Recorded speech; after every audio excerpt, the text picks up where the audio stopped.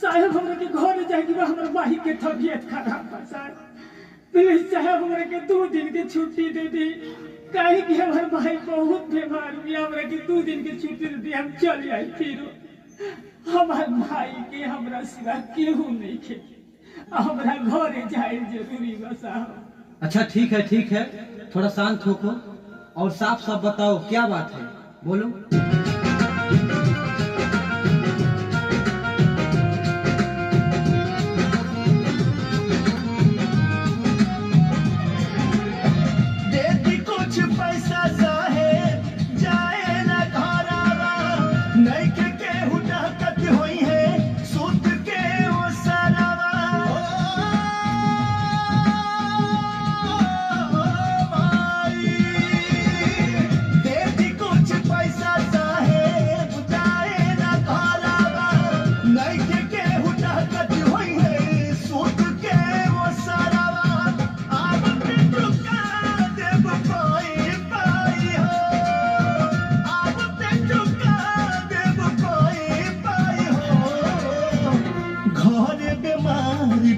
हमर माई हो घरे बीमार बिया हमर माई हो, घरे बीमार बिया हमर माई हो।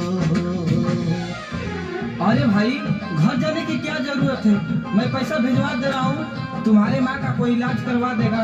देख रहे हो ना यहाँ पे कितना काम सारा पड़ा हुआ है करने के लिए। साहब प्लीज साहब। बापूजी गुजरले जब रही 5 साल के, दुखबा में बाढ़ कैलस माई पोस पाल के। माई रे माई, 2 दिन के बस दी छुट्टी जाए हमके जरूरी बा। काहे नहीं की समझत साहब कितना बड़ मजबूरी बा। बोले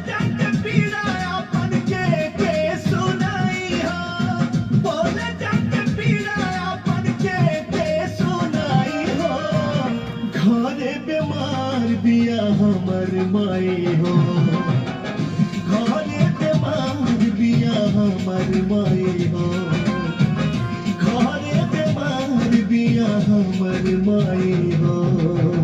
अच्छा कोई बात नहीं, टेंशन मत लो, मैं तुम्हारा कुछ व्यवस्था करवाता हूँ बेटा। हमको भी 2 दिन का टाइम दो, देखते हैं। अरे हमारे मजबूरी समझिए साहब। गौवा के काका दिहले फोन पा खबरिया, दिन दिन बढ़ल जाता माई के बीमारिया।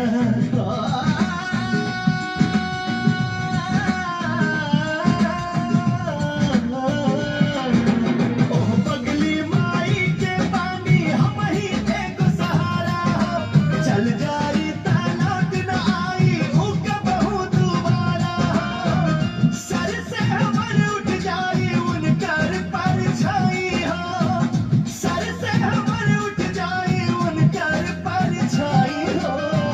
घरे बीमार बिया हमर माई हो, घरे बीमार बिया हमर माई हो, घरे बीमार बिया हमर माई हो। अरे भाई क्यों एक ही चीज को रट लगा कर बैठे हो, जाओ काम करो।